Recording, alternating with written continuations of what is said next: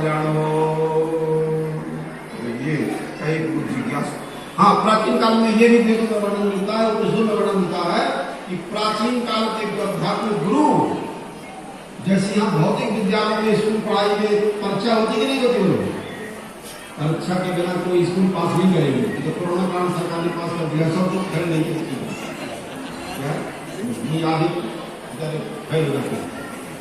सरकार ने सबको पास कर दिया।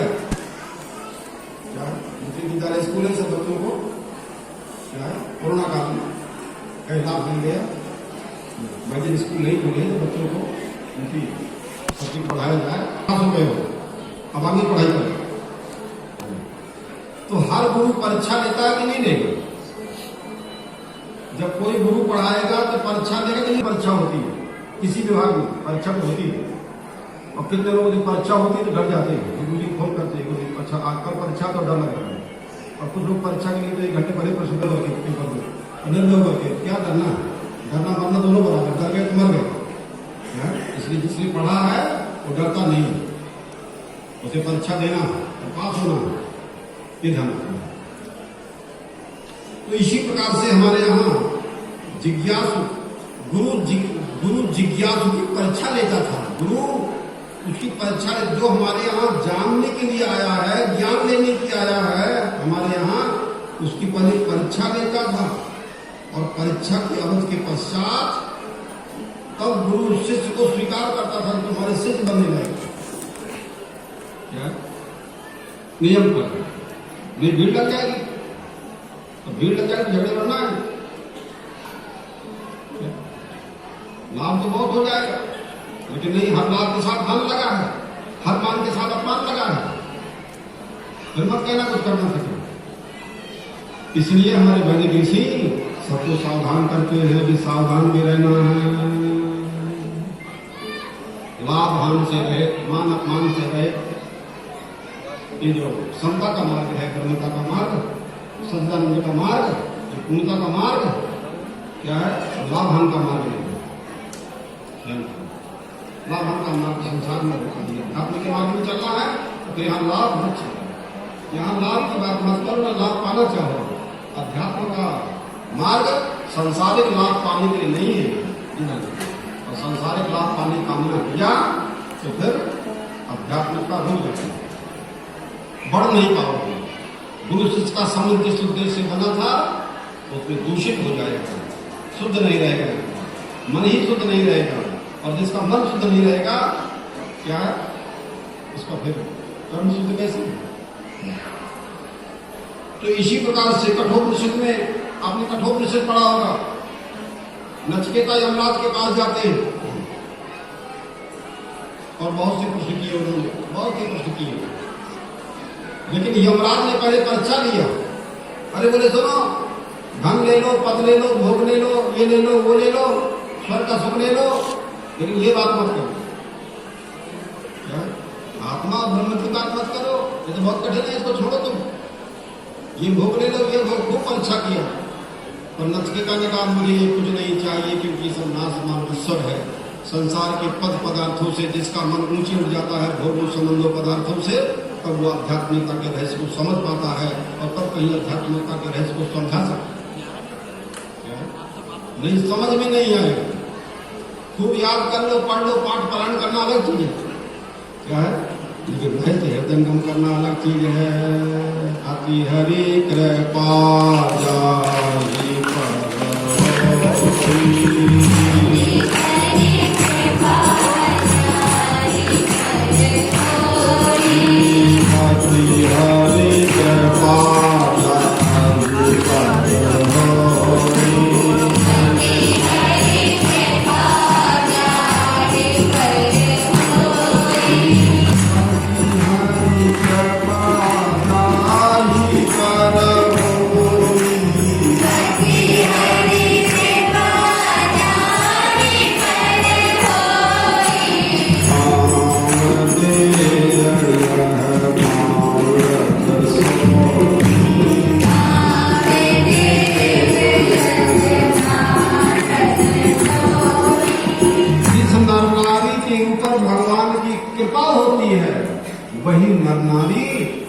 अध्यात्म के पथ में चल सकता है। आप लोग अपने अपने घरों से कितनी कठिन परिस्थितियों को पार करके यहाँ पर आए, कितनी की ट्रेन छूट गई, ट्रेन बदल गया, कितनी का और अपना ट्रेनें बदल गई, फिर रेशन बदल गया। बम्बई में कितनी परेशानी पड़ी थी लोगों को, बाहर लोग थे और दूसरे में रेशन करा दिया, बाहर लोग थे फोन कर दिया, पूरी टिकट कैंसिल हो गया, गाड़ी कैंसिल हो गई, पानी भर गया, हो गया, उनकी छुट्टी हो गई। वैसा चाहती थी, बहुत अच्छा हो गया, वहां मिल गया गुरु जी। तो क्या करें, हम टिकट बनवा लिए थे, हमारी उसकी कोई नहीं, सब कभी ट्रेन की। तो ऐसे और भी लोग आए हुए हैं, दूसरी गाड़ी से टिकट बनवा के वो भी से लोग देते, लेकिन नहीं, उन्होंने संकल्प किया कि ये कुछ भी हो गया तो हमको पहुंचना ही है गुरु पूजा में। और आपके संकल्प ने आपको पहुंचा दिया, और आपका संकल्प ना होता तो आप खूब बहानेबाजी कर लेते, उनका करते, उनका करना। आप बहानेबाजी करोगे तो हमें कोई नुकसान नहीं है, और हमें कोई लाभ नहीं, तुम्हारा नुकसान ही हमारा नुकसान है, और तुम्हारा लाभ ही हमारा लाभ है। हमारा अलग से कोई लाभ भान नहीं रह गया, हम लाभ भान के ऊपर हो गए।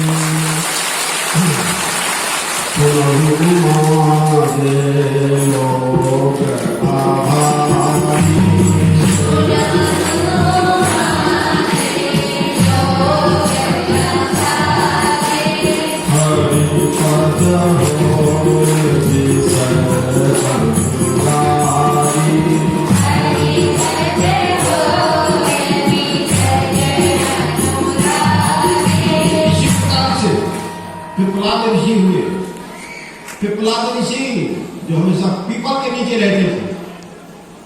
क्या एक रैत मुनि थे, वो हमेशा गाड़ी के नीचे रहते थे। आध्यात्मिक जिज्ञासु कहते थे कि आत्म संयम, पवित्रता, विश्वास से 1 वर्ष तक मेरे पास रहो, तब मैं सिद्ध बनाऊंगा। उपनिषदों में लिखा है, तो हमने पढ़ा क्या है, प्रश्न उपनिषद हमारे यहाँ एक है ना, क्या प्रश्न उपनिषद में पिपलाद ऋषि के पास शिष्य लोग बनने के लिए गए, निश्चित बना लो। गुरु जी ने कहा 1 साल तक हमारे पास रहो और हम तुम पढ़ाई लिखाएंगे और देखेंगे तुम सही रास्ते में चल रहे हो नहीं चल रहे हो, तुम दीक्षा देंगे। नहीं दीक्षा देकर तो अपने घर चले गए, और वही झूठी गवाही, और वही नशा पत्ती, और वही लड़ाई झगड़ा, और वही दोषारोपण, वही निंदा, उसी में लगे हो जैसे थे वैसे। दीक्षा लेनी है, पता नहीं कैसे लेनी है, क्या दृष्टि बदल ना जाए, परिवर्तन ना हो जाए, क्या है तो फिर अंदर कैसे आनंद कैसे है। तो प्राचीन काल में पिपलाद ऋषि ने कहा कि जिसे दीक्षा लेना हो वो मेरे पास कितने साल तक रहो, बोले 1 साल तक रहो, और पहले हम देख लेंगे, तब हम शिष्य बनाएंगे। ऐसा अभी भारत में ऐसे विद्यालय हैं, वो कहेंगे आप हमारे यहाँ नाम लिखाना चाहते हो तो आपके इतने % नंबर से कम नहीं होने चाहिए। उसमें ऐसे भी कई यूनिवर्सिटी है कि विद्यालय के स्थान है, तो योग्य लड़कों को ही भर्ती करेंगे, क्या है, ताकि वहां रिजल्ट अच्छा है। तो इसी प्रकार से वैदिक काल में गुरु जी के आश्रम में बहुत से शिष्य रहा करते थे। ऐसा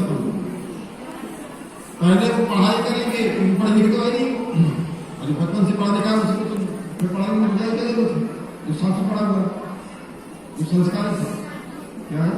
और वैसे तो गुरु जी कहने नहीं भाई, अभी तो पहले हमारे पास रहते 1 साल तक पढ़ना पड़ेगा, स्वाध्याय करना पड़ेगा, ब्रह्म मुहूर्त में करना पड़ेगा, नशा पत्ती तमाकू बुरी नशा पत्ती किसी की निंदा नहीं, और आश्रम में रहकर के ऐसे रहोगे तब हम दीक्षा देंगे, तब तुमको दीक्षा का पात्र समझेंगे, तब शिष्य का पात्र समझेंगे, तब अपना शिष्य बनाएंगे। क्या ऐसा नहीं सीखते। तो इसी प्रकार से वैदिक काल में गुरु जी के आश्रम पर शिष्य रहा करते थे, और हर शिष्य को गुरु जी के आश्रम में रहने का अधिकार है, ज्ञान लेने की। और यदि जीवन में शोक हो, दुख हो, भय हो, तो जब तक दुख, शोक, भय न मिटे तब तक उनके आश्रम पर रह करके सत्संग सुन करके और प्रसाद पा करके अपने भय और शोक को मिटा लीजिए। और अगर तुम अपने भय और शोक को मिटा दिए हो तो अभी चले जाओ, तो क्या है? हमारा कोई उद्देश्य नहीं किसी को रोकना। हमारा अगर तुम्हारे अंदर भय नहीं है, दुख नहीं, शोक नहीं है, तो गुरु पूजा हो गई, क्या चले जाओ, बता दें गुरु जा रहे हो, चले जाओ। और यदि भय है, दुख है, शोक है, अज्ञान है, तो खूब आराम से यहाँ मिटा सकते हो। 2 दिन, 4 दिन, 1 महीने, 2 महीने जातना जाता है। निःशुल्क भोजन है, बीमार होता है यहाँ दवा मिलेगी, तो दवा देने के बीमार होता नहीं। यहाँ पर कोरोना रोग यहाँ पर है नहीं, हमारे प्रधान को नहीं पड़ा जाता, क्योंकि सब मेहनत करते हैं, परिश्रम करते हैं, सेवा करते हैं। हमारे भौगोलिक विद्यालय के लोग हमेशा इस आश्रम पर सेवा करने को तैयार रहते हैं। और क्षेत्र के लोग बड़े तन के साथ क्या है सेवा करने को तत्पर रहते हैं। आप लोग के आगमन के पूर्व महीनों ऐसा नहीं, क्या मजदूरी नहीं, आप लोग के आने के पहले सब निःशुल्क सेवा करते थे। उताई करना, साफ सफाई करना, इतनी किया कि मतलब शाम को बुखार लगा चलो ठीक हो जाता।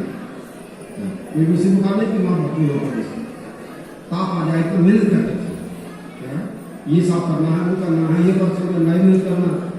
और भी जो अपने भक्ति से इकट्ठा हुए महीनों पहले से आकर के और उन्हें जिस काम में लगा तो कठिन से कठिन काम कर डालेंगे, बराबर काम में लगे रहे।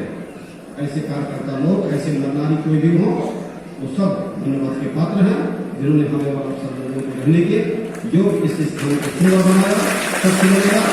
और हमारे और आप सबके लिए खाने पीने, रहने की, प्रकाश की, बिजली की और हर प्रकार की व्यवस्था और सुरक्षा की व्यवस्था, हर प्रकार की व्यवस्था यहाँ के नारायण सेवा समिति के लोगों ने किया।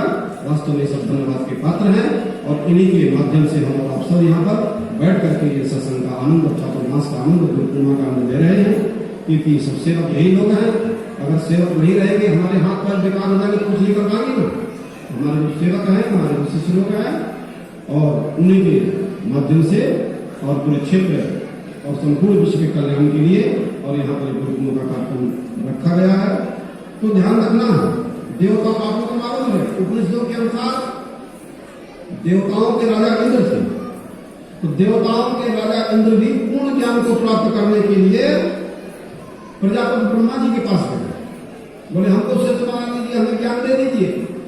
प्रजापति ब्रह्मा ने कहा नहीं, देखो अब 1 साल तक हमारे आश्रम पर ब्रह्मचर्य पूरा करो, पहले हम देख लेंगे तुम ब्रह्मचारी हो कि नहीं, हम तुम्हारे ब्रह्मचर्य की परीक्षा करेंगे। गुरु ने कहा क्या है कि तुम्हारे अंदर व्यभिचार तो नहीं है, तुम्हारे अंदर भोग की इच्छा नहीं है, क्या है तुम भोग रहित हो गए हो, अथवा भोग हो, तुम्हारी पहले परीक्षा करेंगे।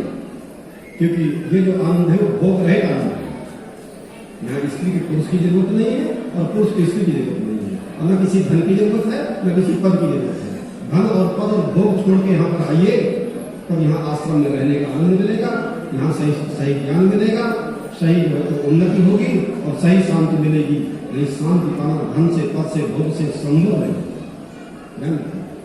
किसी की तृप्ति संसार के पदार्थों से, भोगों से, उपाधियों से नहीं हो सकती। और ये ज्ञान स्थिर भी नहीं है, पढ़ भी लोगे, सुन लोगे तो स्थिर नहीं होगा। स्थिर करने के लिए गुरु की भक्ति और सेवा करनी पड़ेगी। गुरु बिना भाव निधि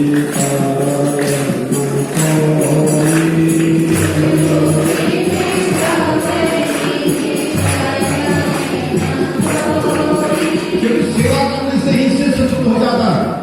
उसे किसी पूजा पाठ की जरूरत नहीं है, तीर्थ यात्रा व्रत की जरूरत नहीं है। गुरु जी के आश्रम पर सेवा करने वाला ही सेवक शुद्ध हो जाता है। निष्ठा भाव से, पवित्र भाव से जो सेवा करता है, तो सेवा करने से उसका मन शुद्ध हो जाता है। मनो विशुद्धम किम परितीर्थ नियम। अगर जिसका मन शुद्ध हो जाता है, उसे तीर्थम भागने की जरूरत क्या है? तो गुरु जी के पास दूसरे शिष्य जब भी आते हो तो आने से यहाँ मन शुद्ध हो जाता है। किसी का मन अशुद्ध करने के लिए गुरु नहीं है। गुरु तो अशुद्ध को शुद्ध करने के लिए है, क्या है? अशुद्ध को शुद्ध करने के लिए है गुरु। लेकिन जब पात्रता नहीं है, श्रद्धा नहीं है, तो गुरु का ज्ञान काम नहीं है। श्रद्धा ही मर जाएगी तो क्या होगा? जे श्रद्धा संबल रहिता नहीं संतन कर साथ तिन कहु मानस अगमयति जिन प्रिय रघुनाथ। भगवान ही प्रिय ना हो, क्या है? यदि भगवान ही प्रिय ना हो तो क्या मतलब? फिर आडंबर हो गया, ढोंग हो गया, दम्भ हो गया, दिखावटीपन हो गया। और आडंबर और ढोंग दिखावटीपन कब तक चलेगा? उसकी उम्र होती है, सत्य की उम्र नहीं होती है, असत्य की उम्र होती है। क्या? ज्ञान की उम्र नहीं होती है, गुरु की उम्र नहीं होती है, शरीर की उम्र होती है। शरीर की उम्र को हम अपनी उम्र नहीं मानते हैं, तुम शरीर की उम्र को ही अपनी उम्र मानते हो।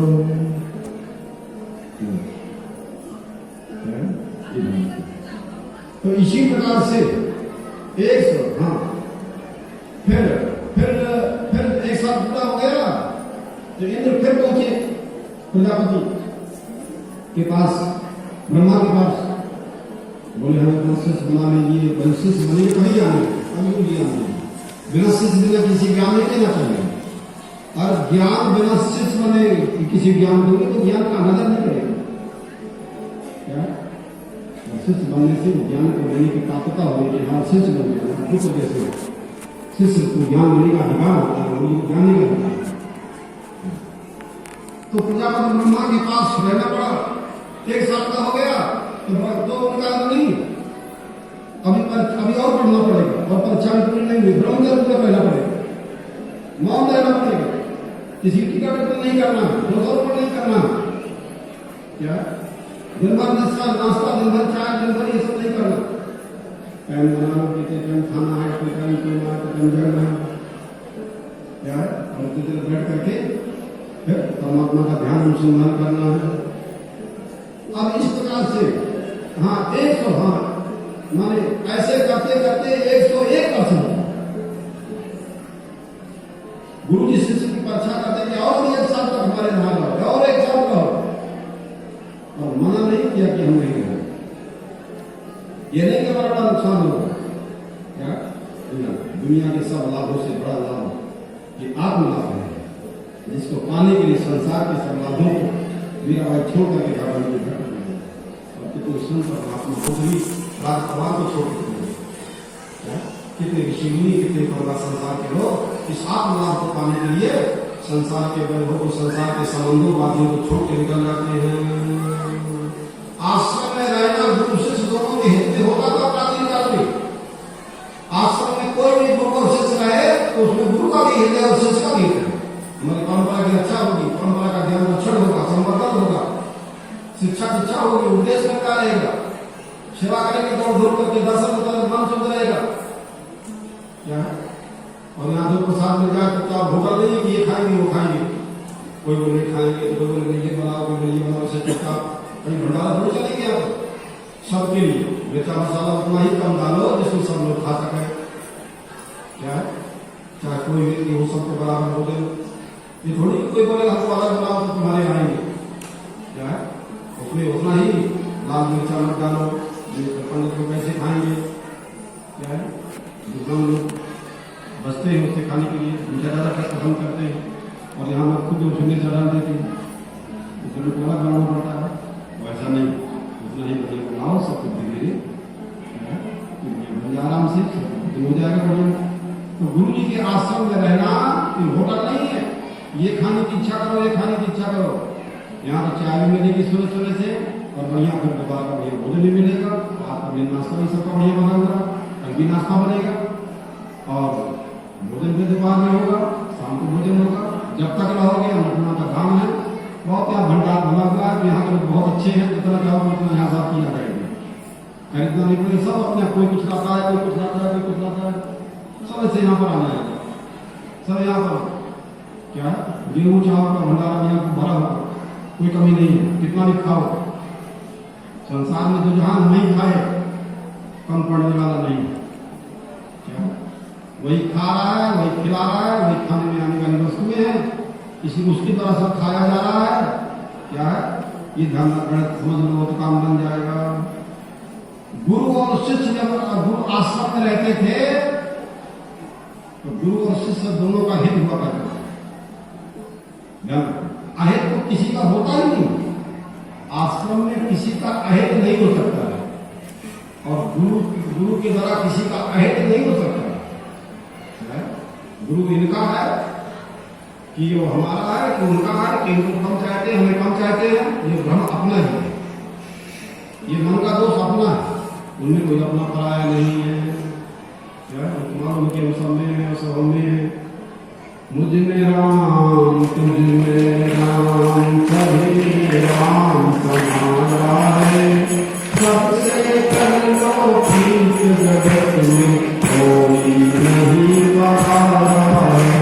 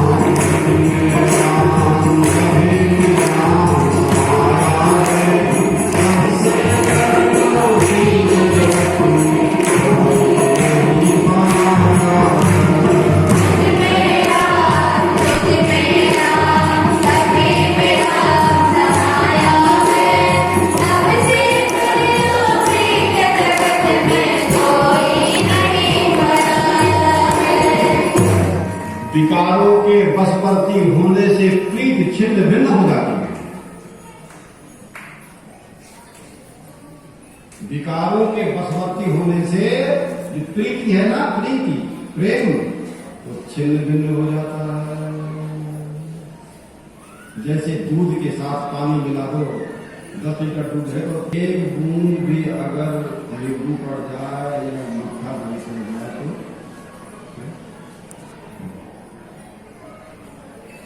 तो इसी तरह से कपट